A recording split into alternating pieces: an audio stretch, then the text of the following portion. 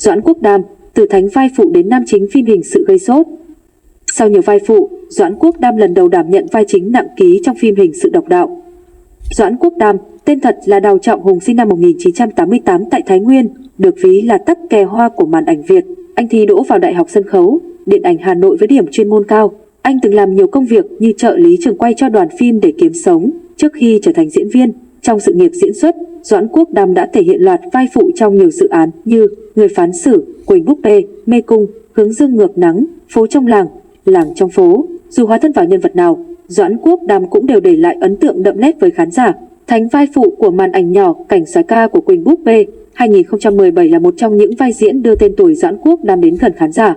Anh thể hiện tròn vai hình tượng bảo kê lạnh lùng nhưng sâu bên trong là con người tình cảm, chịu nhiều tổn thương từ cuộc hôn nhân không trọn vẹn.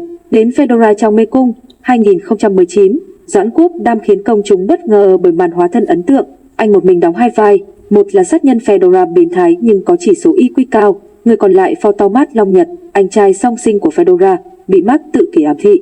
Để nhập vai, nam diễn viên học cử chỉ của thiên tài tự kỷ Jacob Barnett, mượn dáng đi cả giật của một người qua đường, tìm hiểu người mắc chứng tự kỷ gần nhà. Nỗ lực của Doãn Quốc Đam giúp anh lần đầu giành giải Cánh Diều Vàng 2019 cho nam diễn viên phụ xuất sắc phim truyền hình. Để tạo màu sắc riêng cho mỗi nhân vật, không chỉ phân tích kỹ tâm lý, Doãn Quốc Đam còn sẵn sàng làm xấu ngoại hình hoặc sáng tạo một đặc điểm riêng. Trong Hồ sơ cá sấu 2020, anh vào vai cương chột với vẻ ngoài xấu xí, là một tên tội phạm nguy hiểm, từng là cảnh sát nhưng bị loại ngũ vì vi phạm trong quá trình công tác. Hắn nuôi ý định trả thù những người từng chơi xấu mình. Đây cũng là nhân vật thử thách Doãn Quốc Đam.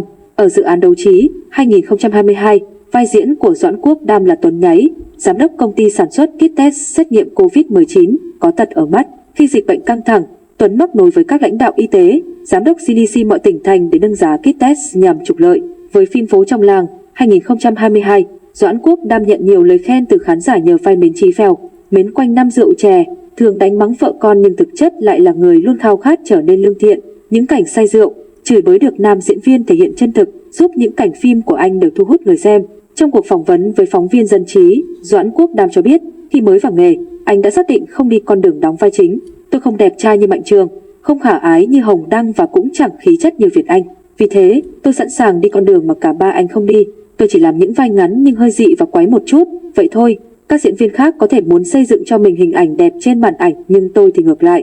Những gì khô khoằm, cái nào khó thì cứ đưa đây tôi làm, diễn viên nói. Doãn Quốc Đam thừa nhận từng từ chối một số vai chính trong các dự án không phải của VFC do không thích nhân vật hoặc có màu sắc giống những gì từng làm. Tuy nhiên, khi được hỏi có muốn thể hiện một nhân vật chính trong phim VFC, Doãn Quốc Đam cho hay, tôi vẫn từ chối thôi, bởi đóng vai chính quá mệt, không có thời gian tái tạo năng lượng. Đôi khi, nam diễn viên cũng mong kiếm được thêm thu nhập và dư giả từ nghề để lo cho gia đình. Song các vai phụ đa dạng chất liệu luôn cuốn hút anh. Tôi cũng từng thề với bản thân là bớt suy nghĩ lại, kiếm tiền thôi. Bây giờ, ai bảo diễn giờ cũng được, miễn là được làm vai chính và có nhiều tiền hơn. Song, không hiểu sao tôi cũng không khoái lắm khi vào một vai chính mà cứ nhờ một màu. Tôi vẫn thích làm vai phụ vì có nhiều chất liệu cho mình diễn xuất. Doãn Quốc Đam bộc bạch. Liên tục góp mặt trong các phim giờ vàng của VTV nhưng Doãn Quốc Đam không thấy mệt mỏi. Theo anh, không phải nghỉ ngơi là tái tạo. Trả lời phóng viên Dân trí, anh nói, nếu nghỉ, thả lỏng đầu óc và không nghĩ gì thì chẳng tái tạo gì cho nghệ thuật cả. Ngược lại, nếu lao động nhưng vẫn suy nghĩ mỗi ngày, đó mới là tái tạo. Nếu không làm việc, tôi sẽ rất khó chịu. Đó là quan điểm của tôi. Với danh xưng tắc kè hoa, Doãn Quốc Đam cho biết không dám nhận bởi tự thấy bản thân làm chưa đủ và muốn tốt hơn nữa. Anh chia sẻ, tôi không bằng lòng hay nghĩ mình giỏi, diễn xuất của tôi vẫn bị chê nhiều lắm. Nhiều lúc quay xong, tôi cũng thấy mình chưa làm tốt, tự hỏi bản thân, tại sao lại diễn như vậy? Giá như có thêm chút thời gian nữa thì mình sẽ làm tốt hơn. Vai chính đầu tiên trong sự nghiệp tham gia phim hình sự độc đạo của bộ đôi đạo diễn Phạm Gia Phương và Trần Trọng Khôi, Doãn Quốc Đam vào vai Hồng, người mang nỗi đau lớn khi cùng lúc mất cả cha lẫn mẹ, thất lạc em trai, người thân duy nhất. Sau biến cố, Hồng là đứa trẻ lang thang, được bà Mộc, vợ hai của ông trùm xã hội đen đã rửa tay gác kiếm Lê Toàn, nghệ sĩ ưu tú Hoàng Hải nhận nuôi. Dù được gia đình mới hết mực thương yêu, Hồng vẫn ám ảnh chuyện quá khứ, kiên trì đi tìm sự thật về cái chết của cha mẹ. Tại họp báo ra mắt phim, Doãn Quốc Đam chia sẻ, anh thích diễn vai thứ hoặc những vai ngắn, có thời gian để phát triển nhân vật nhưng trong độc đạo, anh lại được giao cho một vai chính nặng ký, phải dùng đầu rất nhiều. Hồng có thể coi là vai chính đầu tiên của anh. Tuy nhiên, nam diễn viên cũng khẳng định luôn coi các nhân vật từng hóa thân là vai chính, bởi anh luôn đào sâu tìm tòi, thể hiện hết mình. Đạo diễn Trần Trọng Khôi dành lời khen cho diễn viên, gọi anh là trùm cuối.